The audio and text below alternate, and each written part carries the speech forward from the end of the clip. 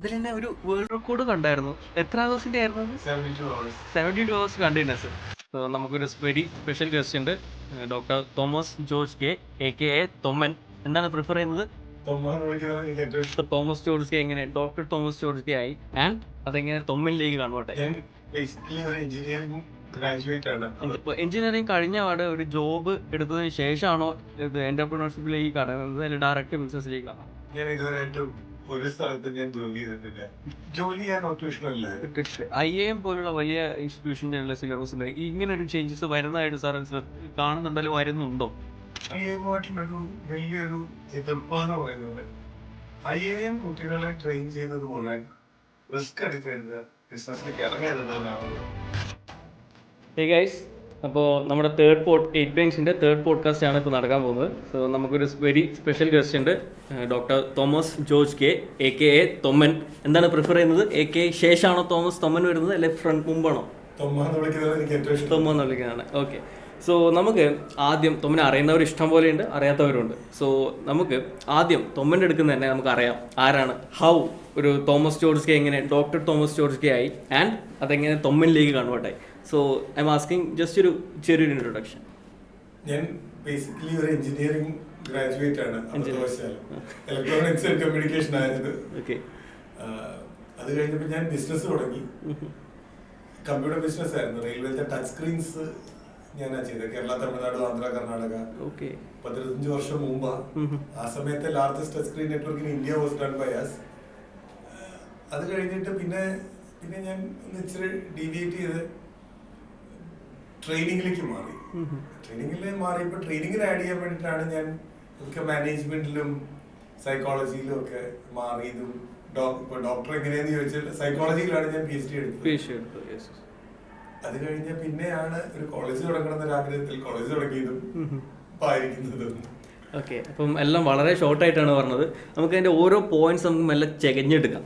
Right, engineering background ആണെന്ന് പറഞ്ഞു. അപ്പോൾ എഞ്ചിനീയറിംഗ് കഴിഞ്ഞ പാട് ഒരു ജോബ് എടുത്തതിന് ശേഷമാണോ ഇത് എന്റർപ്രണർഷിപ്പിലേക്ക് കടന്നത്, അല്ലെങ്കിൽ ഡയറക്റ്റ് ബിസിനസ്സിലേക്കാണോ? ഞാൻ ഇതുവരെയായിട്ടും ഒരു സ്ഥലത്ത് ഞാൻ ജോലി ചെയ്തിട്ടില്ല. അന്ന് കാലിക്കറ്റ് യൂണിവേഴ്സിറ്റി എന്ന് പറയുന്നത് ഒരു മിനിമം 6 മാസം ലാഗാണ്. അപ്പം കോഴ്സ് കഴിയുന്നതിന് മുമ്പേ ഞാൻ എന്റെ ബിസിനസ് തുടങ്ങി. അന്ന് പ്രോംപ്റ്റ് കമ്പ്യൂട്ടേഴ്സ് എന്ന് പറഞ്ഞിട്ട് ലൈക്ക് സെമിനാറും പ്രോജക്റ്റും ഒക്കെ വർക്ക് ചെയ്യായിരുന്നു ആദ്യം ചെയ്തത്. പിന്നെ DTP തുടങ്ങി, പ്രോംപ്റ്റ് കമ്പ്യൂട്ടേഴ്സ് എന്ന് പറഞ്ഞു. പിന്നെ സർവീസിങ് തുടങ്ങി, പ്രോംപ്റ്റ് സിസ്റ്റംസ് എന്ന് പറഞ്ഞു. പിന്നെ സെയിൽസ് തുടങ്ങി, പ്രോംപ്റ്റ് പെരിഫറൽസ് എന്ന് പറഞ്ഞിട്ട്. പിന്നെ CMS കമ്പ്യൂട്ടറിന്റെ നെറ്റ്വർക്കിങ്ങും ഹാർഡ്വെയറും പഠിപ്പിക്കുന്ന ഒരു ഇൻസ്റ്റിറ്റ്യൂട്ട് തുടങ്ങി. അങ്ങനെ ആ കമ്പ്യൂട്ടറുമായിട്ടുള്ള ഏരിയയിലാണ് കംപ്ലീറ്റ് നടന്നത്. Okay, year of passing out എപ്പോഴായിരുന്നു? 94 ഒരാൾക്ക് ഒരു ജോലി എന്നുള്ളതിന് പകരം ഇറങ്ങുന്നതിന് മുന്നേ ഒരു ബിസിനസ്സിലേക്ക് വരാനുള്ള മെന്റർ ത്രൂ ആയിരുന്നോ, അല്ല സ്വന്തം താല്പര്യമായിരുന്നോ, ഫാമിലി ബാക്ക്ഗ്രൗണ്ട് ഉണ്ടോ? ഫാമിലി ബാക്ക്ഗ്രൗണ്ട് ഒട്ടുമില്ല. ഞങ്ങളുടെ വീട്ടിൽ ആരും ബിസിനസ്സുകാരേ ഇല്ല. അപ്പം ഫാദർ ആണെങ്കിൽ എഞ്ചിനീയർ ആണ്. എന്റെ ഗ്രാൻഡ് ഫാദർ, അപ്പന്റെ അപ്പനാണെങ്കിൽ ഒരു പ്രൊഫസർ ആയിരുന്നു. അമ്മയുടെ അപ്പൻ ഡോക്ടർ ആയിരുന്നു. ഞാൻ കണ്ടിട്ട് പോലും ഇല്ല. വലിയ തലയുള്ള ഒരു എല്ലാ വിവരമുള്ള ആൾക്കാരാണ്. എന്റെ ആന്റിമാരും മകളുമാരും ഒക്കെ അങ്ങനെയൊക്കെ ഉള്ളതായിരുന്നു. എനിവേ അതിൽ നിന്ന് ഇങ്ങനെ തലതെറിച്ച് വരണം ബിസിനസ്സിലേക്ക് ഇറങ്ങിയത് ഞാനാണ്. അപ്പൊ ഹൈലി വാല്യുബിൾ ജീൻസ് ആണ് വരുന്നത്. ഓക്കെ, സോ അങ്ങനെയാണുള്ളത്. അപ്പൊ എഞ്ചിനീയറിംഗ് ഓക്കെ, ഞാൻ പറഞ്ഞ പോയിന്റിലേക്ക് എത്തിയില്ല. അപ്പം എഞ്ചിനീയറിംഗ് കഴിഞ്ഞു, ആ ഒരു ബിസിനസ്സിലേക്ക് വരാണ്ടായ കാരണം ജോലി അല്ലാതെ ഈ ഒരു ടേണിംഗ് പോയിന്റ്. എനിക്ക് ജോലി ചെയ്യാൻ ഒട്ടും ഇഷ്ടമില്ല, മടിയനായിരുന്നു. അപ്പം പഠിച്ചുകൊണ്ടിരിക്കുമ്പോ തന്നെ ഞാൻ സെമിനാറും പ്രോജക്റ്റും ഒക്കെ എന്റെ തന്നെ ചെയ്തു. പിന്നെ എന്റെ കൂട്ടുകാരെ ചെയ്തു. അങ്ങനെ കുറച്ച് പൈസ കിട്ടി ഒരു എന്താ പറയാ രുചി അറിഞ്ഞു. പിന്നെ സർവീസിങ്ങും സെയിൽസും എല്ലാം അങ്ങനെ പിന്നെ ബാക്കി അതങ്ങനെ ഒരു എവല്യൂഷൻ പോലെ അങ്ങോട്ട് ആയി. പിന്നെ അതങ്ങനെ ഡെവലപ്പ് ചെയ്തിട്ടാണ് നമ്മുടെ റെയിൽവേയുടെ വലിയ ടച്ച് സ്ക്രീൻ നെറ്റ്വർക്ക് ഒക്കെ വന്നത്. It all evolve. പക്ഷെ ഞാൻ ഞാൻ ഒരു ഇന്റർവ്യൂ അറ്റൻഡ് ചെയ്തിട്ടുള്ളത് വീട്ടുകാർ പറഞ്ഞത് NSS എഞ്ചിനീയറിംഗ് കോളേജിലെ ലെക്ചർ പോസ്റ്റിനായിരുന്നു. അന്ന് ഞാൻ ഷോർട്ട് ലിസ്റ്റഡ് ആയിരുന്നു. പിന്നെ എന്തോ കൊണ്ട് ആ ലിസ്റ്റ് ക്യാൻസൽ ആയി ഭാഗ്യവശാൽ. ഓക്കെ, സോ എന്റർപ്രണർഷിപ്പിലേക്ക് കയറി. ഓക്കെ, അപ്പം ബിസിനസ് ഞാനൊരു എഞ്ചിനീയർ സ്റ്റുഡൻ്റ് ആണ്. Okay, mechanical engineer. So engineering കഴിഞ്ഞ് ബിസിനസ്സിലേക്ക് കയറുന്നതിന് മുന്നേ ട്രെയിനിങ്ങിലേക്കായിരുന്നു അല്ലേ കയറിയത്? ഓക്കെ, ഒരു എൻറ്റയർലി ഒരു ബിസിനസ് സൈഡിൽ നിന്ന് ആ ഒരു ഷിഫ്റ്റിൽ വീണ്ടും അടുത്തൊരു ടേണിംഗ് പോയിന്റ്, ആ ഒരു ടേണിംഗ് പോയിന്റ് നമുക്ക് അതിലേക്കും കൂടി ഒന്ന് നടക്കാം. മറ്റേ എൻറ്റയർലി നമുക്ക് റിവ്യൂ ലാസ്റ്റേക്ക് ചെയ്തോ, ഇപ്പോൾ ഉള്ള സെക്കൻഡ് ടേണിംഗ് പോയിന്റ്. ആദ്യം ഞാൻ ട്രെയിനിങ്ങിലല്ല ഇറങ്ങി, ആദ്യം ഞാൻ ബിസിനസ്സിലേക്ക് ഇറങ്ങി. ബിസിനസ്സിൽ കയറി വന്ന് പിന്നെ ജൂനിയർ ചേംബർ ഇന്റർനാഷണൽ JCI എന്ന് പറഞ്ഞ സംഘടനയിലൂടെ ഞാനൊരു ട്രെയിനറായി. അപ്പൊ അത് സോൺ ട്രെയിനർ, നാഷണൽ ട്രെയിനർ, പിന്നെ ഇന്റർനാഷണൽ പ്രൈമ എക്സൽ എന്ന് പറഞ്ഞു കഴിഞ്ഞിട്ട് പിന്നെ അന്ന് IG ഇന്റർനാഷണൽ ഗ്രാജുവേറ്റ് എന്ന് പറഞ്ഞതും കൂടെ ഞാൻ ക്വാളിഫൈ ചെയ്തു. അങ്ങനെ ഞാനൊരു ട്രെയിനറായിട്ട് പലവിടെയും വലസിയിട്ടുണ്ട്. അങ്ങനെയാണ് ടേണിംഗ് പോയിന്റ് എന്ന് പറഞ്ഞൊരു പ്രോഗ്രാം ഞാൻ ഡിസൈൻ ചെയ്തത്. തുടങ്ങിയപ്പോ 6 ദിവസം, ഇപ്പൊ 7 ദിവസമാണ്. ഈ 7 ദിവസവും രാവിലെ 6 തൊട്ട് രാത്രി 12 വരെയാണ് ആ ക്ലാസ് നടക്കുന്നത്. അപ്പൊ ആ ഒരു പ്രോഗ്രാം ആയിരുന്നു ഇപ്പൊ 344ാമത്തെ പ്രോഗ്രാമാണ് ഞാൻ കട്ട് ചെയ്തിട്ടുണ്ടെങ്കിൽ എന്റെ ഇപ്പോഴത്തെ 343ാമത്തെ പ്രോഗ്രാമാണ് ഞാൻ ചെയ്തോണ്ടിരിക്കുന്നത്. എത്ര വർഷമായിട്ട് ടേണിംഗ് പോയിന്റ് തുടങ്ങിയിട്ട്? 20 വർഷമായിട്ട്. 20 വർഷമായിട്ട് ടേണിംഗ് പോയിന്റ് തുടങ്ങി. Okay, awesome. സോ അതിൽ തന്നെ ഒരു വേൾഡ് റെക്കോർഡ് കണ്ടായിരുന്നു. എത്ര അവേഴ്സിന്റെ ആയിരുന്നു? 72 അവേഴ്സ് കണ്ടിന്യൂസ്. സോ ഒരു ക്യൂരിയോസിറ്റിയുടെ ഓർത്ത് ചോദിക്കുകയാണ്, ആ 72 അവേഴ്സിൽ അതിന്റെ ബ്രേക്കിംഗ് സെഷൻസ് എങ്ങനെയായിരുന്നു? ഡയറക്റ്റ് ആണോ? നമുക്ക് എല്ലാ മണിക്കൂറിനും 5 മിനിറ്റ് എടുക്കാം. ഓക്കെ, ഞാൻ എടുത്തത് 12 മണിക്കൂറിന് 1 മണിക്കൂറാണ്. അപ്പൊ രാവിലെ 6 മണിക്ക് തുടങ്ങി വൈകുന്നേരം 6 മണി വരെ. 6 തൊട്ട് 7 വരെ ബ്രേക്ക് എടുത്തു. 7 തൊട്ട് രാവിലെ 7 വരെ ക്ലാസ് എടുത്തു. 7 തൊട്ട് 8 വരെ ബ്രേക്ക് എടുത്തു. 8 തൊട്ട് 8 വരെ ക്ലാസ് എടുത്തു. 8 തൊട്ട് 9 വരെ ബ്രേക്ക് എടുത്തു. ഇങ്ങനെയാണ് ഞാൻ പോയത്. പക്ഷെ ഇതിലെ പ്രശ്നം ഈ 1 മണിക്കൂറാണ് നമുക്കൊന്ന് പല്ല് തേക്കാനോ കുളിക്കാനോ താടി പഠിക്കാനോ ഉറങ്ങാനോ വേഷം മാറാനോ എല്ലാം കൂടെ ഉള്ളത് ഈ 1 മണിക്കൂർ എന്നുള്ളൊരു കാര്യം. മറ്റൊന്ന് മൂത്രം കഴിക്കാൻ പോലും അല്ലാതെ പോകാൻ പറ്റില്ല എന്നുള്ളതാണ് കുഴപ്പം. ഫുഡൊക്കെ എങ്ങനെയായിരുന്നു ആ ഒരു ബ്രേക്കിൽ? ഫുഡ് ബ്രേക്കിൽ കഴിക്കാം. പിന്നെ നമുക്കിപ്പോ വർത്താനം പറഞ്ഞിരിക്കുന്നതുകൊണ്ട് കടലമിഠായി അങ്ങനത്തെ എന്തെങ്കിലുമൊക്കെ നമുക്ക് കഴിക്കാം. മഞ്ച് ചെയ്തുകൊണ്ട് നമുക്ക് വർത്താനം പറയാം. അതിനവരെ റെസ്ട്രിക്ട് ചെയ്യുന്നില്ല. എന്ത് ടോപ്പിക് ആയിരുന്നു അന്ന് അടുത്തത്? ഞാൻ ബിസിനസ് തന്നെയായിരുന്നു. ഓക്കെ. സോ അത്ര അപ് ടു സാറിന്റെ പ്രൊഫൈൽ വായിച്ചപ്പോൾ അപ് ടു 35+ കൺട്രീസ് അല്ലേ? 35 കൺട്രീസോളം വിസിറ്റ്. അപ്ഡേറ്റ് ചെയ്യേണ്ട സമയം കഴിഞ്ഞു. 54 ആയി. ഓക്കെ, ട്രെയിനർ ആയിട്ട് തന്നെയാണോ പോയത്? അല്ലെ കുറെ എനിക്ക് ഇഷ്ടമാണ് യാത്ര ചെയ്യാൻ. അപ്പൊ ഞാൻ ഇതിൽ പലതും ട്രെയിനറായിട്ടല്ല പോയത്. പക്ഷെ ഒരു സ്ഥലത്തേക്ക് പോകണമെന്ന് പറയുമ്പോൾ അവിടെ ഞാൻ ട്രൈ ടു നോക്ക് അറ്റ് ഓപ്പർച്യൂണിറ്റീസ്. ഇപ്പൊ മലയാളി സമാജോ ആരെങ്കിലും ഒക്കെ ഞാൻ എഴുതും. ചിലവർ എന്നെ വിളിക്കും, ചിലവര് wherever I go I try to do something if possible. ഒന്നുമില്ലെങ്കിൽ അവിടെ ഒരു സ്കൂളിലെങ്കിലും ചെന്ന് ഇംഗ്ലീഷ് അറിയുന്നവരുണ്ടെങ്കിൽ ഞാൻ എന്തെങ്കിലും സംസാരിച്ചിട്ട് വരും. ഓക്കെ. Sir MBA എടുത്തല്ലേ? MBA എവിടുന്നായിരുന്നു? ഞാൻ കാലിക്കറ്റ് യൂണിവേഴ്സിറ്റി MBA. ഫൈൻ. അപ്പോൾ അതിനുശേഷം PhD? പിന്നെ ഞാൻ മാനേജ്മെന്റിൽ MPhil എടുത്തു. അത് കാരക്കുടി അളഗപ്പ യൂണിവേഴ്സിറ്റിയിലായിരുന്നു. പിന്നെ ഞാൻ സൈക്കോളജിയിൽ പോയത് ഭാരതീയ യൂണിവേഴ്സിറ്റിയിലാണ്. MSc MPhil PhD അവിടെ തന്നെ ചെയ്തത്. Okay, fine. സോ അതിനുശേഷം ഒരു എത്ര വർഷം കഴിഞ്ഞിട്ടാണ് മാനേജ്മെന്റ് കോളേജ് തുടങ്ങണം എന്നുള്ളൊരു തിരിഞ്ഞൊരാഗ്രഹം വന്നത്? ഞാൻ എഞ്ചിനീയറിംഗ് കോളേജിൽ ട്രെയിനിങ് എടുത്തുകൊണ്ടിരിക്കുന്ന സമയത്ത് അവിടെ ഉള്ള ഒരു 10-70 കൂടുതൽ എഞ്ചിനീയറിംഗ് കോളേജ് ഞാൻ ട്രെയിനിങ് എടുത്തു കേരളത്തിൽ തന്നെ. അപ്പൊ അവിടെയൊക്കെ തന്നെയുള്ള MBA കോളേജുകളിലും എനിക്ക് ട്രെയിനിങ് എടുക്കാൻ അവസരം കിട്ടി. അപ്പം അങ്ങനെ അല്ലല്ലോ പഠിപ്പിക്കേണ്ടത്, ഇച്ചിരി കൂടെ പ്രാക്ടിക്കൽ ആവാം, ഒരു തിയറിറ്റിക്കൽ ലെക്ചർ മെത്തേഡിനെക്കാട്ടിലും ഒന്ന് മാറ്റി പിടിക്കാന്നൊരു തോന്നല് വന്നു. അങ്ങനെ പിന്നെ ധൈര്യം കുറച്ച് കൂടുതലാണ്. അങ്ങനെ ഒരു കോളേജ് തുടങ്ങാമെന്ന് വിചാരിച്ച് തുടങ്ങി. ഓക്കെ, ഒരു കോളേജ് തുടങ്ങാന്ന് വെച്ചിട്ട് തുടങ്ങി. എന്ത് എളുപ്പത്തിലാണ് അറിയുന്നത് അല്ലേ? ഇൻവെസ്റ്റേഴ്സ് ഉണ്ടായിരുന്നു? ഇല്ല, ഞാനും എന്റെ സുഹൃത്ത് പ്രതീക്ഷയും കൂടെയാണ്. ഞങ്ങളുടെ രണ്ടുപേരുടെയും കൂടെ ഇൻവെസ്റ്റ്മെന്റ് 1000-2000 രൂപയാണ്. അമ്മ സ്ഥലം തന്നു 1 ഏക്കർ. പിന്നെ എന്റെ കയ്യിൽ ഒരു 17 ലക്ഷം ഉണ്ടായിരുന്നു. 17 ലക്ഷം വെച്ചാൽ ഞാൻ തുടങ്ങിയത്. അത് ഫുട്ടിങ് ഇട്ട് മുകളിലേക്ക് വന്നപ്പോഴേക്കും 17 ലക്ഷം രൂപ കഴിഞ്ഞു. പിന്നെ ബാങ്കുകളിലേക്ക് ഇറങ്ങു ലോണിന്. ഫെഡറൽ ബാങ്ക് 1.25 കോടി തന്നു. അത് വെച്ച് ഫസ്റ്റ് ലെവല് കഴിഞ്ഞു. ഓക്കെ, ഈ 1.25 കോടി, ഈ ഒരു 17 ലക്ഷം 1 ഏക്കറിന് വെച്ചിട്ട് 1.25 കോടി ബാങ്ക് അനുവദിച്ചിരുന്നുണ്ടായിരുന്നു. എനിക്ക് എന്റെ പറമ്പും വീടും എല്ലാം കൂടി 4.5 ഏക്കർ ഉണ്ടായിരുന്നു.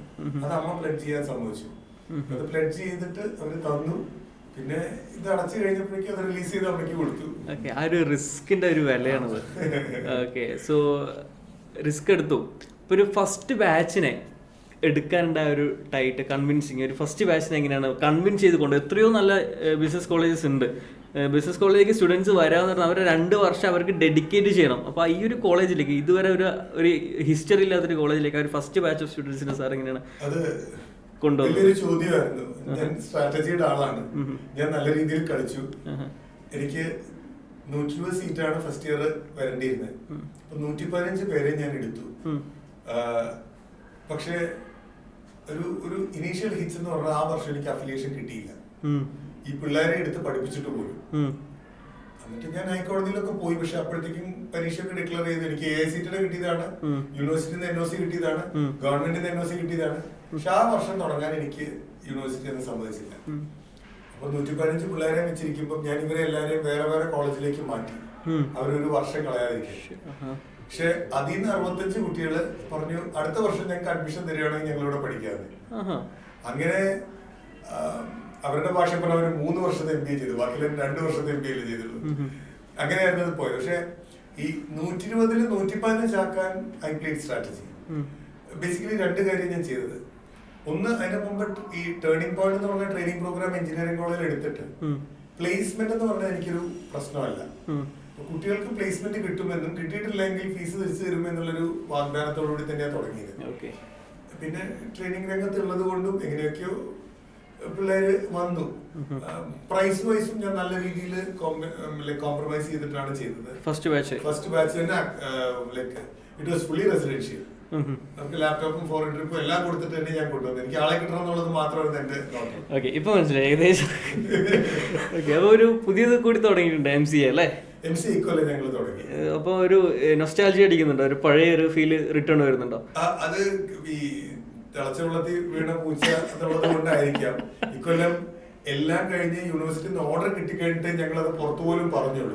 Hardly 1.5 months. അതുകൊണ്ട് ഇപ്പൊ അഡ്മിഷൻ ക്ലോസ് ചെയ്തു. അതുകൊണ്ട് അതിൽ കുറച്ച് കുട്ടികൾ കുറവാണ്.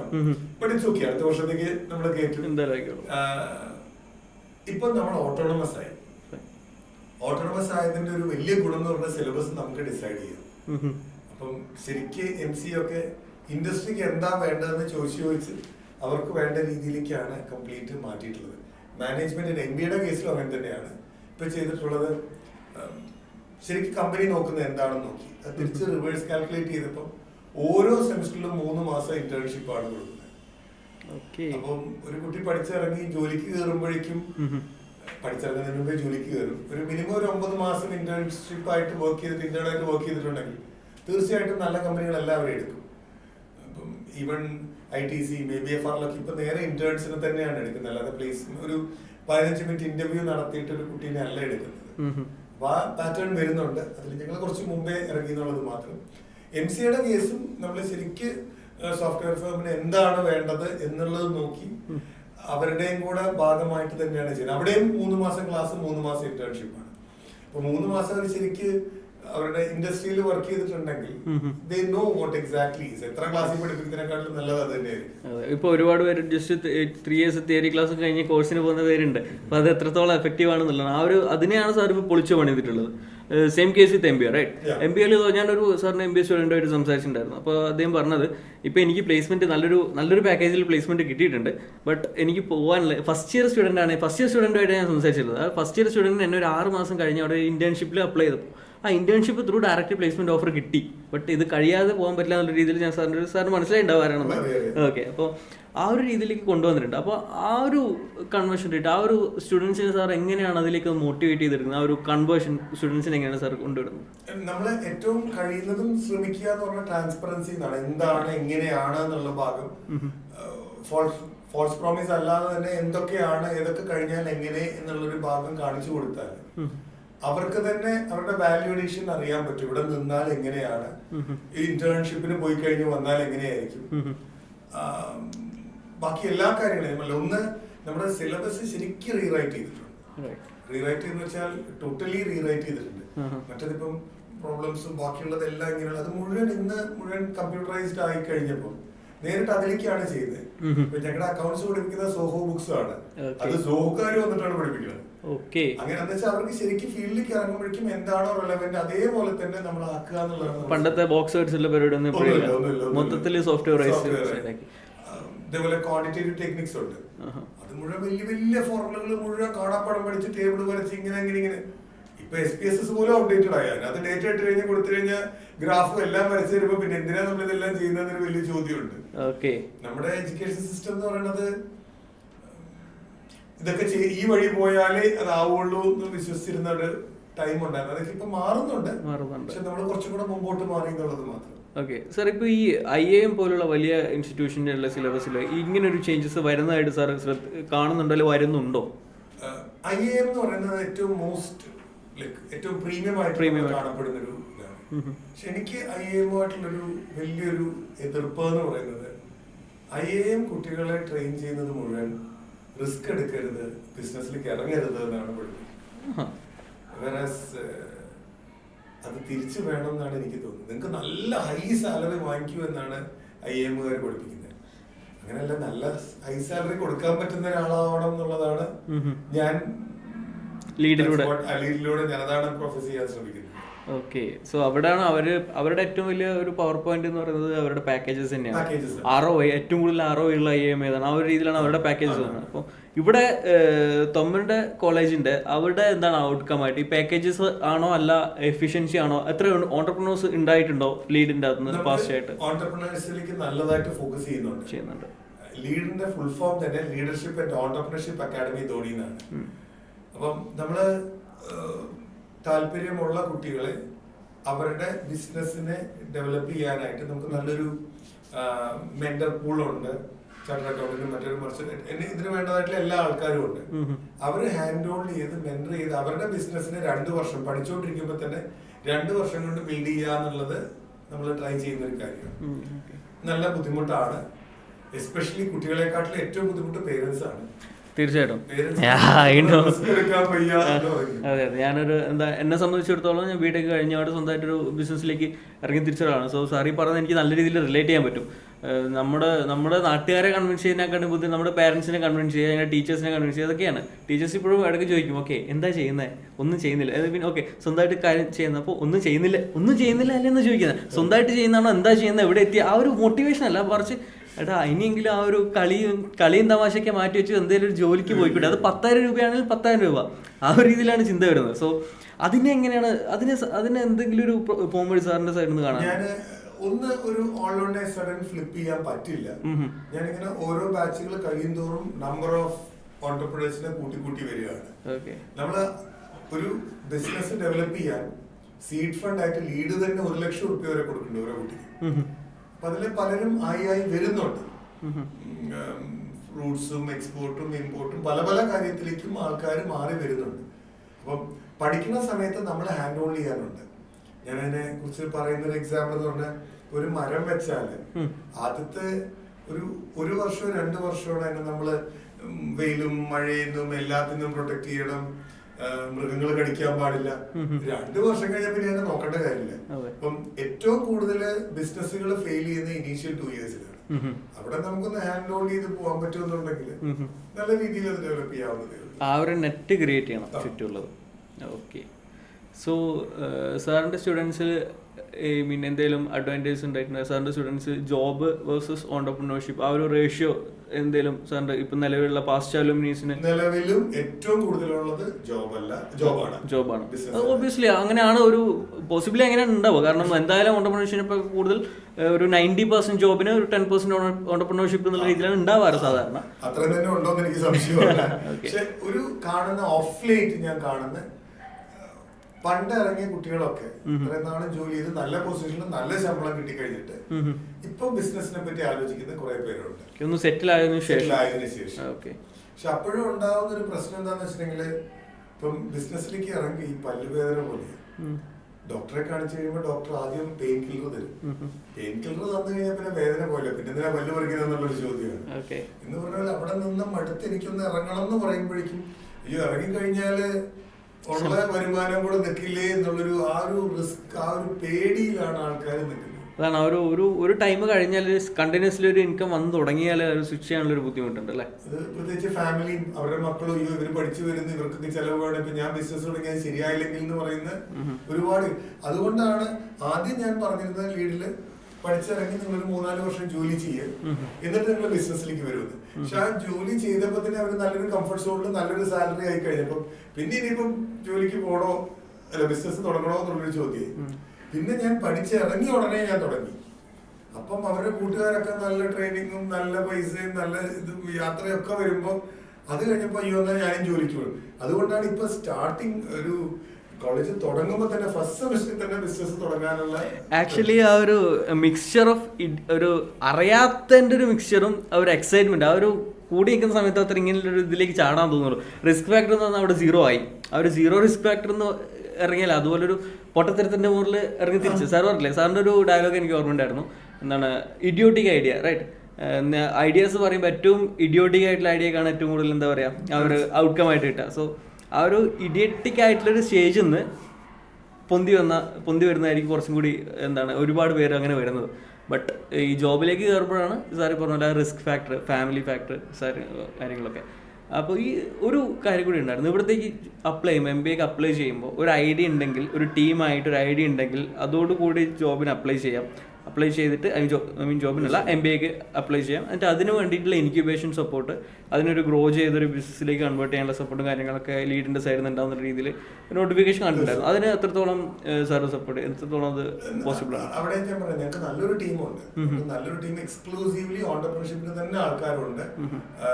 മെന്റർ ചെയ്യാനും ഹാൻഡ് ഹോൾഡ് ചെയ്യാനും ചാർട്ടേഡ് അക്കൗണ്ടന്റും കോസ്റ്റ് അക്കൗണ്ടന്റും വക്കീലും എല്ലാവരും ഉണ്ട്. പിന്നെ ഈ പറഞ്ഞ പോലെ നമുക്ക് അവർക്ക് ഇൻക്യുബേഷൻ, ഒരു ബിസിനസ് ഇൻക്യുബേഷൻ ലീഡ് BI എന്ന് പറഞ്ഞിട്ട് ലീഡ് ബിസിനസ് ഇൻക്യുബേഷൻ സെന്റർ തന്നെയുണ്ട്. അവർക്ക് ഓഫീസിൽ സ്റ്റാർട്ട് ചെയ്യാനുള്ള സ്പേസ് ഇവിടെ ഉണ്ട്.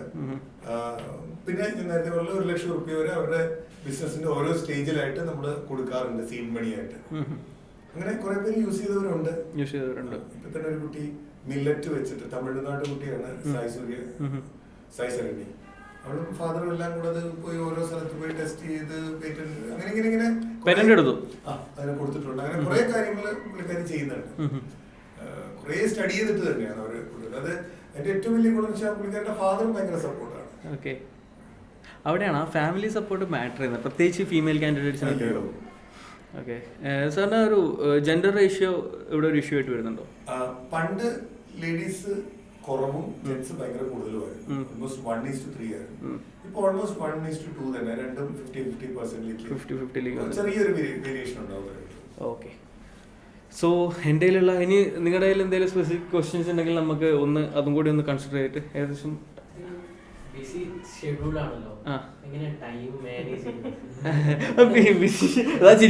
അതിന്റെ ഉത്തരം എനിക്കറിയാം, പക്ഷെ ഞാനത് ചോദിക്കാം. ഓക്കെ, സോ ഒരു MBA സാർ ഇപ്പം നിലവിൽ ട്രെയിനിങ് കൺസൾട്ടിങ് ഉണ്ടോ? ട്രെയിനിങ് കൺസൾട്ടിങ് ഉണ്ട് സാറിനിപ്പോൾ. ട്രെയിനിങ് കൺസൾട്ടിങ് ഉണ്ട്. MBA കോളേജിന്റെ ഡയറക്ടറാണ്. ഒരുപാട് സെഷൻസ് എടുക്കുന്നുണ്ട്. ദുബായിലൊരു കമ്പനി ഉണ്ട്. ആ കമ്പനിയുടെ സീം ഇവിടെ ഇരിക്കുന്നുണ്ട്. ഓക്കെ, സോ 4 കോളേജുണ്ട്. അതെവിടെ കണ്ടില്ലല്ലോ. കൊച്ചി ബിസിനസ് സ്കൂളുണ്ട്, പിംസ് എന്ന് പറഞ്ഞ കാസർഗോഡാണ്. പിന്നെ ഒരെണ്ണം നാറുകോവിൽ സൈഡ് തിരുവനന്തപുരം തൊട്ടപ്പുറത്തായിട്ട് ശിവജി എന്ന് പറഞ്ഞ എഞ്ചിനീയറിംഗ് കോളേജ് MBA ഭാഗം നമ്മളാണ്. പിന്നെ ഇവിടെ വാളയാറപ്പുറത്ത് സാൻ ഇന്റർനാഷണൽ കോളേജ് ഉണ്ട്, അതിന്റെ MBA നമ്മൾ തന്നെയാണ്. ഓക്കെ, അപ്പം ടോട്ടൽ 4 തൊമ്മന്മാരുണ്ടോ, അല്ലെങ്കിൽ അതെങ്ങനെയാണ് 4ആയിട്ട് 5ആയിട്ട് മാനേജ് ചെയ്യുന്നത്? ആൾക്കാരുണ്ട്, അവര് മാനേജ് ചെയ്യുന്നത്. നമ്മളെ വിവരമുള്ള ആൾക്കാരെ മാനേജ് ചെയ്യുന്നത് അതില്ല. ഓക്കെ, സോ അതൊക്കെ ഇതിന് ലീഡ് വന്നതിന് ശേഷമാണ് അതെല്ലാം വളരെ റീസെന്റ് ആയിട്ട് 6 വർഷം മുമ്പാണ് KBS തുടങ്ങിയത്, കൊച്ചി ബിസിനസ് സ്കൂൾ. അന്ന് നമ്മൾ അത് മാനേജ് ചെയ്യാൻ എടുക്കുമ്പോൾ നമ്മൾ തന്നെ കംപ്ലീറ്റ് ചെയ്യുന്നത്. അന്ന് 220 കുട്ടികളാണ്, ഇന്നിപ്പോ 150 കുട്ടികളുണ്ട്.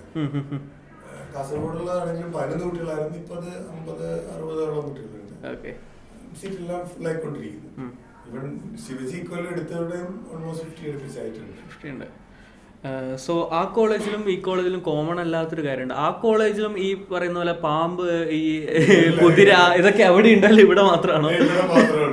അത് അതിലേക്ക് കടക്കാൻ എന്തായിരുന്നു കാരണം? ഐ മീൻ, ഈ ഒരു കോളേജിൽ വരുമ്പോൾ ഇല്ലേ ആൾക്കാർ മാനേജ്മെന്റ് കോളേജിനെക്കാട്ടും കൂടുതൽ ഓക്കെ കയറി വന്നു. എൻ്റെ കൂടെ വന്ന ആൾക്കാർ കയറി വന്നാണ് ഓക്കെ എടാ ഒട്ടകപക്ഷിയില്ലേ, അത് ഒട്ടപക്ഷിയാണോ? അത് ഒട്ടകപക്ഷി ഉണ്ടായിരുന്നു ആ സൈഡ്. പിന്നെ പാമ്പിനെ ഒന്നിനൊന്നും കണ്ടില്ലാന്ന് തോന്നുന്നു. അപ്പോൾ അതും കൂടി ഒന്ന് കാണണം. അപ്പോൾ ആ ഒരു ഇതിലേക്ക് വരാൻ സാറിന്റെ ഇൻട്രസ്റ്റ് കൊണ്ടാണോ, അല്ലെ മറ്റേ അവിടെ എന്തെങ്കിലും സ്ട്രാറ്റജി യൂസ് ചെയ്തിട്ടുണ്ടോ? സ്ട്രാറ്റജി ശരിക്കും പറഞ്ഞത് നമ്മുടെ ഫാം ഉണ്ട് 1 കിലോമീറ്റർ അപ്പുറം. സ്ട്രാറ്റജി ഇല്ലാന്ന് പറഞ്ഞാൽ ഞാൻ വിശ്വസിക്കില്ല. വേറെ 1 കിലോമീറ്റർ മാറിയിട്ടാണ് നമ്മുടെ ഫാം ഉള്ളത്. അവിടെ നിന്നാണ് നമുക്ക് വേണ്ട ഏകദേശം പച്ചക്കറികൾ വരുന്നത്. പശുക്കളുണ്ട്, അവിടെ നിന്നാണ് പാല് വരുന്നത്. കോഴിയാണെങ്കിൽ നമ്മള് ഡേ ഓൾഡ് വാങ്ങിച്ചിട്ട് വളർത്തി കൊന്ന് ഞങ്ങൾ തന്നെ അതെല്ലാം നമ്മൾ അവിടെ നമുക്ക് ഒട്ടകമുണ്ട്, 2 കുതിരയുണ്ട്, വേറെ ഒറിജിനൽ കഴുതയുണ്ട്. ഒറിജിനൽ ഡ്യൂപ്ലിക്കേറ്റ് ഉണ്ടെന്ന് കൂട്ടിക്കൊണ്ട് ഈ ഒട്ടകത്തിന്റെ കഥ ഞാൻ സ്ട്രാറ്റജി പറയാൻ വന്നത്. ഞാൻ ആക്ച്വലി ഒട്ടകം വാങ്ങിക്കാൻ പോയതല്ല, കുതിരേനെ വാങ്ങിക്കാൻ പോയതാ. അവിടെ നമുക്ക് കുതിരേനെ കണ്ടു, കുതിരനെ എനിക്ക് ഇഷ്ടപ്പെട്ട് ഇങ്ങനെ നോക്കിക്കൊണ്ടിരിക്കുമ്പോൾ നോക്കുമ്പോ അപ്പുറത്തൊരു ഒട്ടകം. അപ്പൊ കുതിര പലവിടെ ഉണ്ട്, ഒട്ടകം എവിടെയില്ല. അതുകൊണ്ട് ഞാൻ ഒട്ടകത്തിനെ ഇങ്ങോട്ട് വാങ്ങിച്ചു. അങ്ങനെ പല കാര്യങ്ങളും. ഇപ്പം ഞാൻ കുറെ പെറ്റുകൾ ഇവിടെ പണ്ടേ പ്രാവുകളും കുനിയേഴ്സും ലോറിക്കിറ്റും അങ്ങനെ കുറെ ബേർഡ്സിനൊക്കെ ഉണ്ടായിരുന്നു. പക്ഷെ ആൾക്കാർക്ക് ഏറ്റവും എക്സൈറ്റ്മെന്റ് കാണുന്നത് പാമ്പിനെ കാണുമ്പോഴാണ്. അപ്പൊ ഞാൻ ആദ്യം ഒരു പാമ്പിനെ വാങ്ങിച്ചു, ബോൾ പൈത്തൺ എന്ന് പറഞ്ഞ. പിന്നെ വേറൊരു അമൽക്കോൺ എന്ന് പറഞ്ഞിട്ടൊരു ചുവന്നൊരു പാമ്പിനെ വാങ്ങിച്ചു. പിന്നെ ഒരു മെക്സിക്കൻ ബ്ലാക്ക് വാങ്ങിച്ചു, പോയി. പിന്നെ ഒരു കെനിയൻ സാൻബോ വാങ്ങിച്ചു. പിന്നെ ഇപ്പൊ 4-5 പാമ്പുകളെ. എല്ലാവർക്കും അതൊരു അവിടെ എത്തുമ്പോഴാണ് ഏറ്റവും കൂടുതൽ. അല്ലാതെ ഫെററ്റ് ഉണ്ട്, ഇഗ്വാന ഉണ്ട്, ഷുഗർ ഗ്ലൈഡർ ഉണ്ട്, അതൊക്കെ ഉണ്ട്. ലൈക്ക് മുളമണി പോലെ ഹെഡ് ഷോ ഉണ്ട്, ഇതൊക്കെ ഉണ്ട്. പക്ഷെ പാമ്പിന്റെ അവിടെ എത്തുമ്പോഴാണ് എക്സൈറ്റ്മെന്റ്. അപ്പൊ ഞാനിപ്പോ ചെയ്തുകൊണ്ടിരിക്കുന്നത് പാമ്പിന്റെ സെക്ഷൻ കൂടുതൽ സ്ട്രോങ് ആണ്. കാരണം നോക്കിയപ്പോ ഏതാണ് ആൾക്കാർക്ക് എക്സൈറ്റ്മെന്റ് ആവുന്നത് അതാണ് നമ്മൾ ചെയ്യേണ്ടത്. ഇപ്പൊ ഇവൻ ഞാൻ ട്രെയിനിങ് എടുക്കുമ്പോഴ് ഞാനൊരു തമാശ പറയുമ്പോൾ പോലും ഏത് തമാശയിലാണ് ഏറ്റവും കൂടുതൽ റെസ്പോൺസ് നോക്കിയിട്ടാണ് ആ തമാശ ഞാൻ റിപ്പീറ്റ് ചെയ്യുക. അതായത് എനിക്ക് ഇഷ്ടപ്പെട്ട തമാശ പറഞ്ഞാൽ അവർക്ക് ഇഷ്ടപ്പെടണമെന്നില്ല. അപ്പം അതേപോലെ ആൾക്കാർക്ക് ഏതാണ് എക്സൈറ്റ്മെന്റ് വരുന്നത് അത് നോക്കിയിട്ടാണ് ഞാൻ ചെയ്തുകൊണ്ടിരിക്കുന്നത്. ഇംപ്രവൈസിങ് അക്കോർഡിംഗ് ടു സിറ്റുവേഷൻ അല്ലേ? Okay, right. അപ്പോൾ പാമ്പിൻ്റെ കാര്യം പറഞ്ഞത് പോയിന്റ് കേട്ടോ. ഇവിടെ വന്നാൽ ഒട്ടുമിക്ക ആൾക്കാർ ഈ ഒട്ടപക്ഷീൻ്റെ കൂടെയും ബാക്കിയുള്ളവരുടെ കൂടെയല്ല ഫോട്ടോ എടുക്കുന്നത്. ആദ്യം വന്നാൽ ആദ്യം ഇതാന്ന് ഒരു പാമ്പെടുത്ത് കഴുത്തിൽ 2 ചൊറ വെച്ചിട്ട് 2 ഫോട്ടോസ് എടുത്തിട്ട് അത് തന്നെ ലീഡിന് നല്ല രീതിയിലുള്ള മാർക്കറ്റിംഗ് സൈഡിലേക്ക് എത്തിയിട്ടുണ്ട്. ഓക്കെ, സോ ഇത്രയൊക്കെയാണല്ലോ. എനിക്ക് എൻ്റെ ക്വസ്റ്റ്യൻ ഡ്രീമും മെൻറ്ററും ചോദിക്കാണ്ട്. Yes, right, 2 questions. Okay, so വന്ന പാത്ത് ഏകദേശം വളരെ പെട്ടെന്നായിരുന്നു, ഷോർട്ട് ടൈം ആയിരുന്നു. ഓക്കെ, ഇത്രയും വന്ന കാര്യം അറിഞ്ഞു. ഇനി എങ്ങോട്ടാണ് പോകുന്നതും കൂടി നമുക്ക് അറിയാം. സാറിന്റെ ഒരു എൻഡ് ഗോൾ അല്ലെങ്കിൽ ഒരു ഡ്രീം ഉണ്ടോ? ഒരു എൻഡ് പാട്. ഓക്കെ, സോറി, ഞാനത് റിട്രാക്ട് ചെയ്തു. എൻഡ് ഗോൾ അല്ല, സാറിന്റെ ഒരു അംബീഷൻ അല്ലെങ്കിൽ ഡ്രീം. പാലക്കാടുള്ള ഒരേ ജില്ലയിലുള്ള ഒരേ ഒരു ഓട്ടോണമസ് കോളേജ് ലീഡാണ്. മാത്രമല്ല കേരളം മുഴുവൻ എടുത്തിട്ടുണ്ടെങ്കിൽ സ്റ്റാൻഡ് ആയിട്ട് ആർട്സ് കോളേജിന്റെ കൂടെ MBA, എഞ്ചിനീയറിംഗ് കോളേജിന്റെ കൂടെ MBA അല്ല, MBA മാത്രമായിട്ട് നിൽക്കുന്ന കേരളത്തിലെ ഒരേ ഒരു MBA കോളേജ് ഓട്ടോണമസ് ആയിട്ടുള്ളത് ലീഡാണ്. ഇനി നമുക്ക് നോക്കേണ്ടത് ഒരു യൂണിവേഴ്സിറ്റി എന്ന് പറഞ്ഞൊരു പ്രൊവിഷനാണ്. ഇതൊക്കെ ഒരു അഹങ്കാരമാണ്, ഒരെണ്ണം കിട്ടി കഴിഞ്ഞപ്പോ അടുത്തത് എന്ന് പറഞ്ഞത്. അപ്പൊ അതില് നമുക്ക് പ്രൊവിഷൻസ് ഉണ്ട്. മേ ബി ഒരു 5-6 വർഷം കൊണ്ട് അതിലേക്ക് എത്താം. അങ്ങനെയാണെങ്കിൽ ഈവൻ കോഴ്സുകൾ പോലും നമുക്ക് ഡിസൈൻ ചെയ്യാം എന്നുള്ളൊരു ഭാഗത്താണ്. ഇപ്പം ആ ഒരു യൂണിവേഴ്സിറ്റിയിൽ നമുക്ക് വേറെ MBA കോളേജിനും ഫ്രാഞ്ചൈസ് ചെയ്ത് ചെയ്യാം. ഓക്കെ, ക്ലസ്റ്റർ ഫോം ചെയ്യാം 5 കോളേജുകൾ. അങ്ങനെയാണ് ഇപ്പൊ ഞാൻ ഈ 5 കോളേജ് ആഡ് ചെയ്തിരിക്കുന്നത്. ഓക്കെ, കണ്ട ആ ഒരു വിഷയം വെച്ചിട്ട് ആദ്യം ഒരു കോളേജ് 5 ഉണ്ടാക്കിയാലേ നമുക്ക് എന്ത് ചെയ്യാൻ പറ്റുള്ളൂ, യൂണിവേഴ്സിറ്റിയിലേക്ക് വരാൻ പറ്റുള്ളൂ. ഓക്കെ, അപ്പോൾ ഇത്രയും ചെയ്തു തന്നു. എനിക്ക് ഒറ്റയ്ക്ക് ചെയ്തതാണെന്ന് എനിക്ക് ഒരു വിശ്വസിക്കാം. ഓക്കെ, മേ ബി ആയിരിക്കാം. ബട്ട് എനിക്ക് ചോദിക്കാനുള്ളത് ഒരു ലൈഫിൽ ആ ഒരു സാറ് പറഞ്ഞില്ലേ ടേണിംഗ് പോയിന്റ് എന്ന് പറഞ്ഞില്ല, ആ ഒരു ടേണിംഗ് പോയിന്റ് അല്ലാതെ ഒരു മെൻറ്റർ ഈ ഒരു സാറാണ്. തൊമ്മനാണ് ഈ നമ്മുടെ സ്റ്റുഡൻസിനെ മാനേജിങ് സ്റ്റുഡൻസിനെ ഒരു ഗോഡ് ഫാദർ ആയിട്ട് അല്ലെങ്കിൽ ഒരു ഇൻക്യുബേറ്റ് ചെയ്ത് കൊണ്ടുവരുന്നത്. Right. So who was your mentor? Sir തൊമ്മൻ്റെ മെൻറ്റർ ആരായിരുന്നു? ഒരു സ്പെസിഫിക് ആയിട്ടൊരു മനുഷ്യനുണ്ടോ അല്ലെങ്കിൽ ഒരു ഇൻസ്റ്റിറ്റ്യൂഷൻ ആണോ? What was that?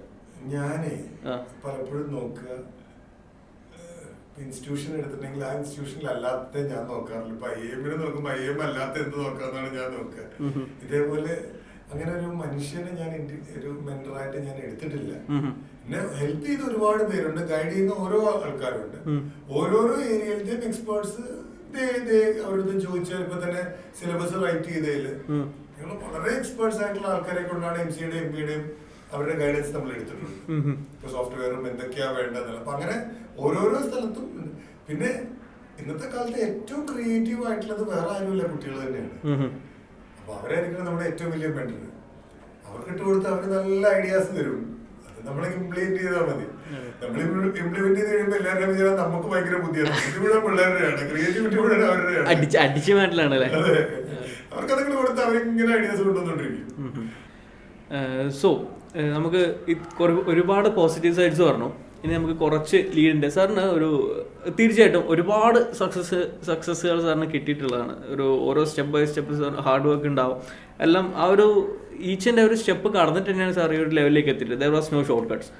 Okay, but ഇതിൻ്റെ ഇടയിൽ ഉണ്ടായത് ഏറ്റവും വലിയൊരു ഫെയിലിയർ എന്ന് പറയാൻ തോന്നിയത്, ഒരു ഫെയിലിയർ അല്ലെങ്കിൽ ഒരു സെറ്റ് ബാക്ക്, അത് എന്തായിരുന്നു, അല്ലെ അതിൻ്റെ അന്നൊരു റിക്കവർ ചെയ്യാണ്ടായിരുന്നു? കാരണം എങ്ങനെ, ഹൗ ഡിഡ് യു റിക്കവർ? എന്റെ ഫസ്റ്റ് പാർട്ട് ഞാൻ പറഞ്ഞില്ല, അഫിലിയേഷൻ കിട്ടാതെ പോയി എന്ന് പറഞ്ഞതാണ് എനിക്ക് ഏറ്റവും വലിയ സെറ്റ് ബാക്ക്.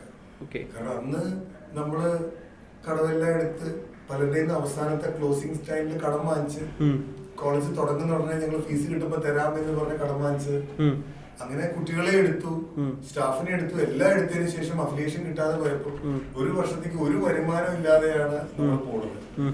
പ്ലസ് നല്ല ചീത്തപ്പേരും. അങ്ങനെ അതൊരു ഭയങ്കര ഒരു ഇതായിരുന്നു. പക്ഷെ എനിക്കതൊരു ഭയങ്കര സ്ട്രോങ് ആയിട്ടുള്ള ഒരു കാര്യം. കാരണം ഇന്ന് ഞാൻ ഈ ഷോർട്ടസ്റ്റ് ഡ്യൂറേഷൻ കൊണ്ട് ഇത്ര എത്തിയിട്ടുണ്ടെങ്കിൽ തീർച്ചയായിട്ടും എന്നെ അന്ന് യൂണിവേഴ്സിറ്റി തരാതെ അഫിലിയേഷൻ കിട്ടാതെ അത്രയും ബുദ്ധിമുട്ടി എന്നുള്ളത് കൊണ്ട് തന്നെ. കാരണം അത് വന്നു കഴിഞ്ഞപ്പോഴേക്കും എനിക്കൊരു വല്ലാത്തൊരു ധൈര്യം, അഫിലിയേഷൻ പോയിട്ട് ഇവിടെ പ്രശ്നമൊന്നും ഉണ്ടായില്ല, പിള്ളേരുടെ സപ്പോർട്ട് ഉണ്ട്, പിന്നെ എന്തിനാ നമ്മൾ മേടിക്കുക എന്നുള്ളൊരു മട്ടായി. ബാക്കിയുള്ള കാര്യങ്ങള് നമുക്ക് ഫിനാൻഷ്യലി നമ്മളിതിൽ നിന്ന് ലൈക്ക് ഒരു റീഇൻവെസ്റ്റ്മെന്റ് ഭയങ്കരമായിട്ട് വന്നുകൊണ്ടിരിക്കുന്നുണ്ട് നമുക്ക്, ബിൽഡിങ്ങുകളായിട്ടും ബാക്കിയുള്ള എല്ലാം. അപ്പം ഒരു അങ്ങനെ ഒരു വലിയ പ്രോബ്ലം ഒന്നുമില്ല. But then you know it has to happen. Like ഒന്ന് ഫുൾ ആയി വരുന്നത് വരെ ഉണ്ടാവുന്ന, ഇപ്പം 1, 2, 3, 4, 5, 6, 7ാമത്തെ ബിൽഡിംഗ് ആണ് ഇപ്പൊ തുടങ്ങുന്നത്. അപ്പൊ ഒരെണ്ണം കഴിയുമ്പോഴേക്കും അടുത്തത് വരണം, അതിന് മുമ്പായിട്ട്. അപ്പൊ ആ ഒരു ചാലഞ്ച്. ഓക്കെ, സോ സാർ ഈ ഒരു ഇത്ര ഇൻസ്റ്റിറ്റ്യൂഷൻസ് അവരുടെ ഫണ്ട് തന്നെ മീൻസ് സെൽഫ് സസ്റ്റൈനിങ് ആയിട്ടാണ് ഗ്രോ ചെയ്തുകൊണ്ടിരുന്നത്. സോ അതിൻ്റെ അകത്ത് സാറിന് പേഴ്സണലി അത് വെച്ചിട്ട് സാറിന് നല്ല okay as A business man ഒരു ഫിനാൻഷ്യൽ ഗെയിൻ എന്ന് പറഞ്ഞൊരു ഗോൾ തന്നെയാണ് അല്ലേ, ഒരു പേഴ്സണൽ ഫിനാൻഷ്യൽ ഗെയിൻ എന്ന് പറഞ്ഞൊരു ഗോൾ തന്നെയാണ്. സാർ ഇതിൻ്റെ അകത്ത് നിന്ന് സാറ്റിസ്ഫൈഡ് ആയിട്ട് ഒരു ഫിനാൻഷ്യൽ ഔട്ട്പുട്ട് എടുക്കുന്നുണ്ടോ? അത് എങ്ങനെയാണ് അതിൻ്റെ? ഞാൻ ഒറ്റയാനാണ്. ഓക്കെ, എനിക്ക് പ്രത്യേകിച്ച് പൈസയുടെ ആവശ്യമൊന്നുമില്ല, ചെലവില്ല. എനിക്ക് ഇവിടുന്ന് കിട്ടുന്ന ഞാൻ സാലറി എടുക്കുന്നുണ്ട്. ആ സാലറി എടുക്കുന്ന ഡയറക്ടറായിട്ട് അതിന് മുഴുവൻ പക്ഷികളും മൃഗങ്ങളായിട്ട് ഞാൻ തന്നെ അല്ലാതെ കോളേജിൽ നിന്നെല്ലാം വാങ്ങിച്ചു വെക്കാന്ന് പറഞ്ഞ പ്രശ്നം കാര്യമില്ല, എന്തെങ്കിലും ഉണ്ടല്ലേ. ഓക്കെ, അപ്പം ഒരു തത്തയുടെ സ്റ്റോറി, പക്ഷിയുടെ മൃഗത്തിന്റെ കാര്യം പറഞ്ഞാണ്. ഒരു തത്ത പാറിപ്പോയ ഒരു സ്റ്റോറി കേട്ടിട്ടായിരുന്നു. ഏതായിരുന്നു അത്? മക്കാവോ. ഓക്കെ, അത് ഞങ്ങളിങ്ങനെ നിങ്ങളുടെ സ്റ്റുഡൻസുമായിട്ട് ഇങ്ങനെ സംസാരിച്ചുകൊണ്ടിരിക്കുകയായിരുന്നു. അപ്പോഴാണ് പറഞ്ഞത് ആ കയ്യിൽ നിന്ന് പോയ സ്റ്റുഡൻറ്റിനെ ഞാൻ കണ്ടു എന്ന് തോന്നുന്നത്. അവരായിട്ടായിരുന്നു ഞാൻ സംസാരിച്ചത്.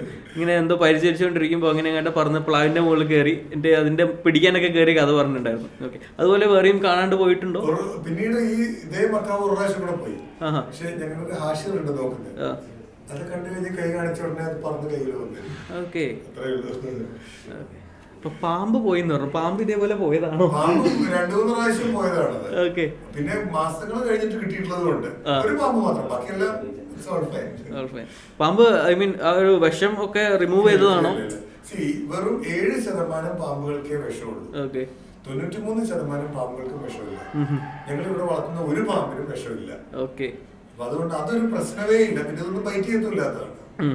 ഇപ്പൊ പട്ടിയിൽ തന്നെ എടുത്തിട്ടുണ്ടെങ്കിൽ ഒട്ടും അറ്റാക്ക് ചെയ്യാത്ത ബ്രീഡ്സ് ഉണ്ട്, ലൈക്ക് ലാബ്രഡോറൊക്കെ. പക്ഷെ ഭയങ്കരമായിട്ട് അറ്റാക്ക് ചെയ്യുന്ന റോഡ് വീലറും ഉണ്ട്. നമ്മൾ വളർത്തുന്നത് മുഴുവൻ നമുക്ക് വളർത്താൻ പറ്റുന്നതായിട്ടുള്ള സോഫ്റ്റ് ആയിട്ടുള്ള പിള്ളേർ കളിച്ച് മേത്തോട് ചുരുണ്ട് കിടക്കുന്ന പാമ്പുകൾ തന്നെയാണ്. ഓക്കെ, സോ മെന്റർ ഒരു നല്ലൊരു ആളെ ഞാൻ പ്രതീക്ഷിച്ചു, നല്ല രീതിയിലൊരു മെന്റർ ഉണ്ട് എന്നുള്ള രീതിയിൽ. ഓക്കെ, പോട്ടെ. അപ്പം എനിക്ക് അതിൻ്റെ ക്വസ്റ്റ്യൻസ് നിങ്ങളുടെ സൈഡിൽ നിന്ന് ഇനി അവിനാശേ എന്തോ എഴുതുന്നുണ്ട്. ഇപ്പോഴും ആൾക്കാർക്ക് ഈ കോളേജ് പറയുന്നത് എന്താ പറയാ, ഡ്രീമിൽ മാത്രമുള്ള ഒരു കോളേജാണ്. ഇവിടുത്തെ ഫെസിലിറ്റീസും കാര്യങ്ങളും നമ്മൾ റീൽസിൽ കാണുന്നുണ്ടല്ലോ. അപ്പൊ അവരോട് നമ്മൾ എങ്ങനെ പറഞ്ഞു ഇതാക്കും, ഇവിടെ വന്നിട്ട് തന്നെ കാണാനാണോ, എങ്ങനെയാണ്? കാണാൻ പോലും പറഞ്ഞു ആർക്ക് വേണമെങ്കിലും ഇവിടെ വരാം. ഇന്നിപ്പോ തന്നെ ചെമ്മണ്ണൂർ പല പരിപാടികളും ഇവിടെ നടക്കാറുണ്ട്. അല്ലാതെ തന്നെ വെറുതെ ആൾക്കാർ വന്നിട്ട് ഇതിൽ കൂടെ പോകുന്നവരൊക്കെ വന്ന് കണ്ടിട്ട് പോകുന്നവരുണ്ട്.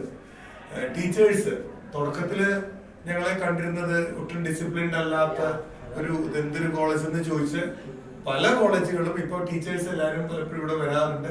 അവരുടെ ഫാക്കൽറ്റി ഡെവലപ്മെന്റ് പ്രോഗ്രാമും പല പ്രോഗ്രാംസ് ഇവിടെ വെച്ച് ചെയ്യാറുണ്ട്. ഓക്കെ, ഇനി ഒരു കോൺട്രവേഴ്സി, ഇപ്പോൾ സാർ ഒരു ലേറ്റസ്റ്റ് ഒരു വീഡിയോ ഇറക്കി അങ്ങനെ ഉണ്ടായിരുന്ന ഒരു ഹോസ്റ്റൽ ഇഷ്യൂ. ഓക്കെ, അപ്പോൾ ഒരു റീലിൽ ഒരു സ്റ്റുഡൻറ്റ് പറയുന്നത് കേട്ടോ ഒരു മിക്സഡ് ഹോസ്റ്റലാണ്. പിന്നീട് അതിൻ്റെ ഒരു കറക്ഷൻ വീഡിയോ സാർ ഇറക്കിയിട്ടുണ്ടായിരുന്നു. അതിൻ്റെ ഒരു കോൺട്രവേഴ്സി എന്തായിരുന്നു? അത് ഒരു മിക്സഡ് ഹോസ്റ്റൽ ആക്കാനുണ്ടായ കാരണം അല്ലാതെ അതിൻ്റെ ഒരു ഇഷ്യൂസ്, അത് പിന്നീട് അത് കറക്റ്റ് ചെയ്യാനുണ്ടായിരുന്ന ആ ഒരു കാരണം? അത് എന്റെ കുട്ടിയല്ല പറഞ്ഞിരുന്നത്. ഓക്കെ, പബ്ലിക്കലി ഒരാളാണ്. അപ്പം എന്താ കാര്യം എന്ന് വെച്ചിട്ടുണ്ടെങ്കിൽ ഞങ്ങൾക്ക് ഞാൻ ആദ്യം പറഞ്ഞ കോളേജ് തുടങ്ങിയപ്പം ഈക്വൽ നമ്പർ ഓഫ് ഗേൾസ് ഹോസ്റ്റലും ബോയ്സ് റൂംസും ഉണ്ടാക്കിയത്. അപ്പം ഗേൾസിന്റെ എണ്ണം കുറവായിരുന്നു. ഇവിടെ 3 നല്ല ബോയ്സ് ആയിരുന്നു. ഗേൾസ് ഹോസ്റ്റലില് ഗ്രൗണ്ട് ഫ്ലോർ ബോയ്സ് ആക്കി. ഇവർക്ക് നേരെ മുകളിലേക്ക് ഒരു സ്റ്റെയർ കൊടുത്ത് അവർ അതിന്റെ മുകളിൽ പോയി. അപ്പം ഒരേ ഹോസ്റ്റലില് ബോയ്സും ഉണ്ട് ഗേൾസും ഉണ്ട്. പക്ഷെ ഒരു നില മുഴുവൻ ബോയ്സ് ആണ്, വേറെ സ്റ്റെപ്പിൽ കൂടെ വേറെ എൻട്രൻസ് ആണ് ഗേൾസിനുള്ളത്. ഇപ്പം ഞങ്ങളുടെ പുതിയ ഹോസ്റ്റൽ എന്ന് പറയുന്നത് ഒരു 5 നിലയുടെ വലിയ ഹോസ്റ്റലാണ്. അത് ലൈക്ക് ഫ്ലാറ്റ് പോലെ 4 ബെഡ്റൂമും കോമൺ ഏരിയയും കിച്ചണറ്റും സിറ്റ് ഔട്ടും എല്ലാം വെച്ചിട്ടുള്ള എല്ലാ അറ്റാച്ച്ഡ് ആയിട്ടുള്ള. അപ്പൊ അതിലൊക്കെ വരുമ്പോഴ് ഒരു നില കംപ്ലീറ്റ് ബോയ്സ് ആയിരിക്കും, ഒരു നില കംപ്ലീറ്റ് ഗേൾസ് ആയിരിക്കും. പല 2 സ്റ്റെയർ ഉണ്ട്. ഒരു സ്റ്റെയർ മുഴുവൻ ഗേൾസിന്റെയാണ്. ആ സ്റ്റെയറിൽ കൂടെ പോയി കഴിഞ്ഞാൽ അവരുടെ ഗേൾസിന്റെ നിലകൾ മുഴുവൻ കയറാൻ പറ്റും. മറ്റേ കൂടെ പോയി കഴിഞ്ഞാൽ ബോയ്സിന്റെ നില മുഴുവൻ കയറാൻ പറ്റും. 3 ലിഫ്റ്റ് വരും. അതിൽ ഇതേപോലെ ഗേൾസിന്റെ ലിഫ്റ്റ് മുഴുവൻ ഗേൾസിന്റെ നിലയ്ക്കായിരിക്കും, ബോയ്സിന്റെ ലിഫ്റ്റ് മുഴുവൻ ബോയ്സിന്റെ നിലയായിരിക്കും. ഒരു ബിൽഡിംഗിലാണ് ഇതെല്ലാം. പക്ഷെ അത് does not mean it is intermittent. Okay, so അങ്ങനെ ചെയ്യാനുള്ള കാരണം എന്തായിരുന്നു? ഒരു സെപ്പറേറ്റ് ആക്കിയാൽ ഈ ഒരു വിവാദത്തിൽ നിന്ന് ഒഴിവായിരുന്നല്ലോ. എന്തുകൊണ്ടാണ്?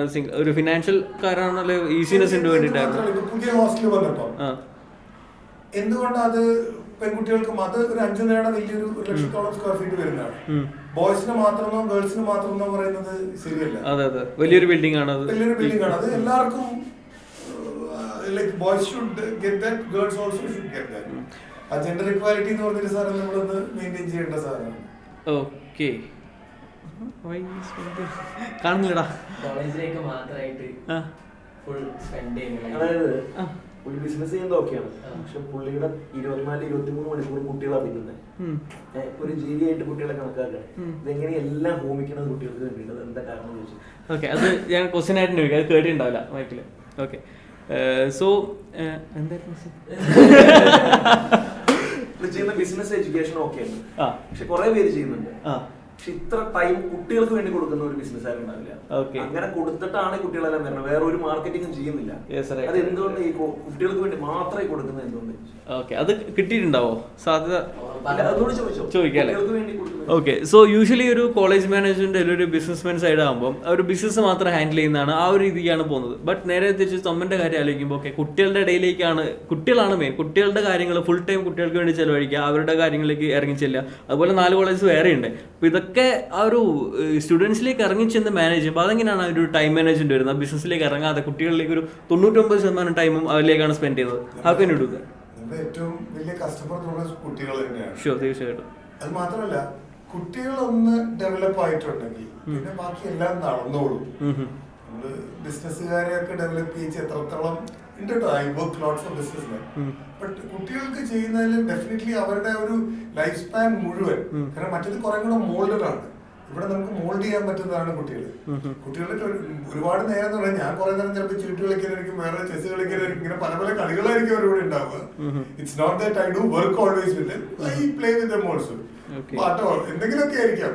സോ അവരിലൊക്കെ മാറ്റം കൊണ്ടുവരാൻ പറ്റുമെന്നുണ്ടെങ്കിൽ അതൊരു അറ്റ്ലീസ്റ്റ് ഒരു അടുത്തൊരു 50 വർഷമെങ്കിലും അവര് നമ്മുടെ വേൾഡിന് വേണ്ടി ഉണ്ടാവും.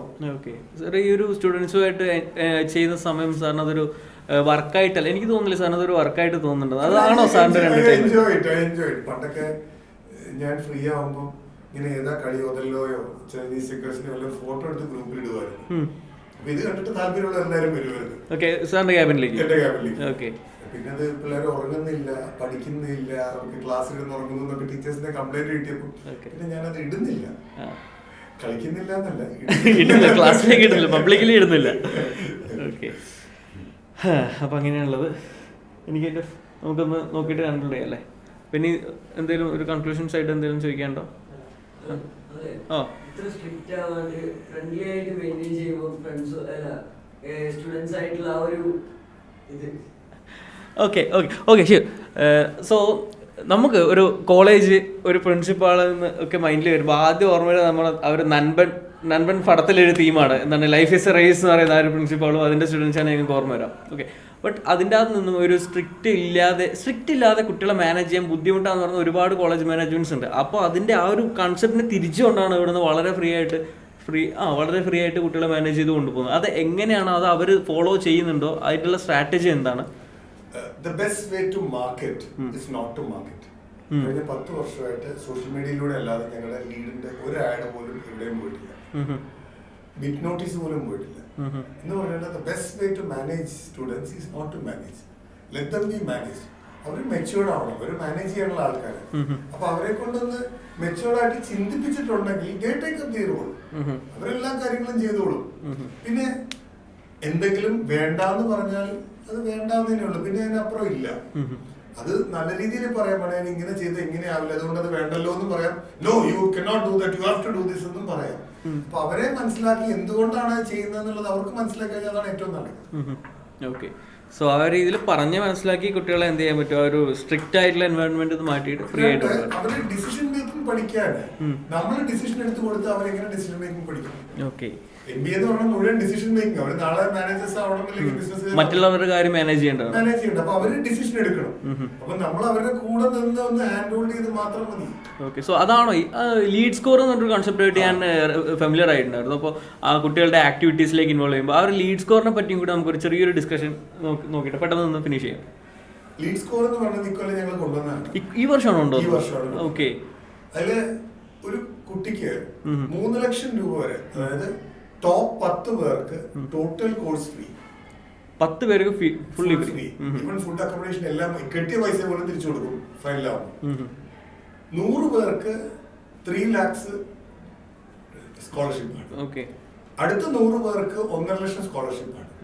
ഇത് എങ്ങനെയാ കിട്ടുക എന്ന് വെച്ചാല് കുട്ടി ഓരോ കാര്യങ്ങൾ ചെയ്യുമ്പോഴും അക്കാഡമിക്സ് മാത്രമല്ല, നോൺ അക്കാഡമിക്കും പബ്ലിക്കേഷനോ അല്ലെങ്കിൽ വല്ല പ്രോഗ്രാമിന് പോകുന്നതും അവിടെ സമ്മാനം കിട്ടുന്നത് എല്ലാം ഇവർക്ക് സ്കോറുകൾ കൂടി പോകും. ലീഡ് സ്കോർ ഏറ്റവും കൂടുതലുള്ള കുട്ടികൾക്കാണ് ഇത് വരുന്നത്. അപ്പം അത് അവർക്ക് this is basically done on gamification. ഇന്നത്തെ കുട്ടികൾക്ക് ഏറ്റവും ഇഷ്ടമുള്ളത് ഗെയിമിഫിക്കേഷൻ. അവർക്ക് ഇങ്ങനെ കളിച്ച് പോകുന്നത് പറഞ്ഞ പോലെ ആ ഒരു ഗെയിം കളിക്കുന്ന രീതിയിലാണ് നമ്മുടെ കോളേജിൽ ഇപ്പോൾ കൊണ്ടുപോകുന്നത്. അപ്പൊ അവർ ഓരോന്ന് ചെയ്യുമ്പോഴും അവർക്ക് സ്കോർ കൂടുതൽ കിട്ടും. സ്കോർ കൂടുതൽ കിട്ടുന്ന വെച്ചാൽ ഓരോ സെമിസ്റ്ററിലും അവർ അടയ്ക്കേണ്ട അടുത്ത സെമിസ്റ്ററിന്റെ ഫീസ് കുറഞ്ഞിട്ടാണ് അവർ അടയ്ക്കുന്നത്. അത് അവർക്ക് വലിയൊരു കാര്യമാണ്. ഇപ്രാവശ്യത്തെ ഒരു ട്രയലാണ്, ശരിയാവും തോന്നുന്നു. ഇതിനായിട്ട് ഇങ്ങനെ കാണിച്ചപ്പോഴത്തൊക്കെ ശരിയായിട്ടുണ്ട്. കുട്ടികളുടെ സൈഡിൽ ചെറിയ രീതിയിൽ സ്ട്രെസ് വരുന്നുണ്ടോ എന്ന് കൂടി ഒരു ചെറിയ സ്ട്രെസ് ഇതിന്റെ കാര്യം എന്താ വെച്ചാൽ സ്ട്രെസ് വരുന്നുണ്ട്. സ്ട്രെസ് വന്നേ പറ്റൂ, സ്ട്രെസ് ഇല്ലാത്തൊരു ലൈഫ് ഇല്ല. അപ്പം അവര് ആ സ്ട്രെസ്സിനെ എങ്ങനെ എൻജോയ് ചെയ്യണം എന്ന് മാത്രമേ നമുക്ക് കാണിക്കാൻ പറ്റുള്ളൂ. കാരണം സ്ട്രെസ് ഇല്ലാതെ നമുക്ക് സുഖിപ്പിച്ച് പഠിപ്പിച്ചു വിടാം. പക്ഷെ ലൈഫിലേക്ക് ഇറങ്ങുമ്പോൾ അത് ഫുൾ സ്ട്രെസ് തന്നെ ആയിരിക്കും അവരുണ്ട്. അവിടെ എത്തുമ്പോൾ അവർക്ക് ഭയങ്കര ഒരു ഷോക്ക് അവര്. അപ്പൊ അതുകൊണ്ട് സ്ട്രെസ് വരണം. പക്ഷെ ആ സ്ട്രെസ് ഒരു കളി, ഇപ്പൊ ഫുട്ബോൾ കളിക്കുന്ന ഒരാൾക്ക് സ്ട്രെസ് ഇല്ലെന്ന് വെച്ചിട്ടുണ്ടെങ്കിൽ സ്ട്രെസ് ഉണ്ടാവും. പക്ഷെ ഫുട്ബോൾ കളിയും ചെസ് കളിക്കൊക്കെ സ്ട്രെസ് ഉണ്ട്. അതും മാനേജ് ചെയ്യലാണല്ലോ അല്ലേ? തീർച്ചയായിട്ടും. സോ നമുക്ക് വളരെ കുറച്ച് ടൈമേ തന്നിട്ടുണ്ടായിരുന്നുള്ളൂ. അപ്പം അതിൻ്റെ അകത്ത് നമ്മൾ പരമാവധി വലിച്ചു നീട്ടിയതാണ്. നമ്മുടെ സീമ അവിടെ ഇരിക്കുന്നുണ്ട്, ഇവനെന്താ തീർക്കാത്തതെന്ന് പറഞ്ഞിട്ട്. സോ പരമാവധി വലിച്ചു നീട്ടി നമുക്ക് ചോദിക്കാൻ പറ്റുന്നത്ര ചോദിച്ചിട്ടുണ്ട്. ഇനിയും വീണ്ടും ഒരുപാട് ചോദിക്കാനുണ്ട്. ബട്ട് ഇനി അടുത്തൊരു അവസരം കിട്ടുമെന്ന് പ്രതീക്ഷിക്കുന്നു. ആൻഡ് തലശ്ശേരി എഞ്ചിനീയറിംഗ് കോളേജിനെ കൂടി റെപ്രസെൻ്റ് ചെയ്തുകൊണ്ടാണ് വരുന്നത്. സോ ഇനി ഒരു അവസരം വരുമ്പോൾ സാറിനെ എപ്പോഴും കോളേജിലേക്ക് ഞാൻ ക്ഷണിക്കുകയാണ്. ഏതെങ്കിലും ഒരു വെന്യൂ വരുമ്പോൾ പ്ലീസ് വിസിറ്റ് അവർ കോളേജ്. ആൻഡ് ഞങ്ങളുടെ സ്റ്റാർട്ടപ്പും ഞങ്ങളുടെ കോളേജും വിസിറ്റ് ചെയ്യാൻ സാറിനെ ഇപ്പോഴേ ഡയറക്ട്ലി ഇൻവൈറ്റ് ചെയ്യാണ്. ഞാൻ തലശ്ശേരി എഞ്ചിനീയറിംഗ് കോളേജിൽ ക്ലാസ് എടുത്തിട്ടുണ്ട്. ഇനി ഞാൻ വരാൻ സന്തോഷമുണ്ട്. വിളിച്ചോളൂ, എന്ത് പരിപാടി ഉണ്ടെങ്കിലും ഞാൻ വരാം. Okay, sure. സോ ഇത്രയും നേരം ഇരുന്ന് നാളെ ഈ ഇത്ര ഒരു 5 കോളേജിനെ മാനേജ് ചെയ്യുന്ന ഒരാളുടെ 1 മണിക്കൂർ കിട്ടുക എന്ന് പറഞ്ഞാൽ ഇറ്റ്സ് മോസ്റ്റ് വാല്യുബിൾ. സോ ഈ ഒരു 1 hour മോർ ദാൻ 1 hour തന്നതിന് ഡോക്ടർ തോമസ് ജോർജ് കെ, നമ്മുടെ സ്വന്തം തൊമ്മന് ഏറ്റവും ഒരു വലിയ നമ്മുടെ 8 പ്ലെയിൻസിൻ്റെ സ്റ്റാഫിൻ്റെയും സ്റ്റുഡൻസിൻ്റെയും ഒരു big thanks. Thank you sir. Okay, so നമുക്ക് കൺക്ലൂഡ് ചെയ്യാം അല്ലേ? So thank you for visiting. ഇനിയും ഇതുപോലുള്ള പോഡ്കാസ്റ്റ് നമുക്ക് വീണ്ടും നല്ല ഗസ്റ്റുകൾ വരും. നമുക്ക് അതുമായിട്ട് അത് നമുക്ക് പിന്നീട് ചെയ്യാം. ഇപ്പോൾ ഫ്ലോ വരുന്നില്ല. Okay, oh sure.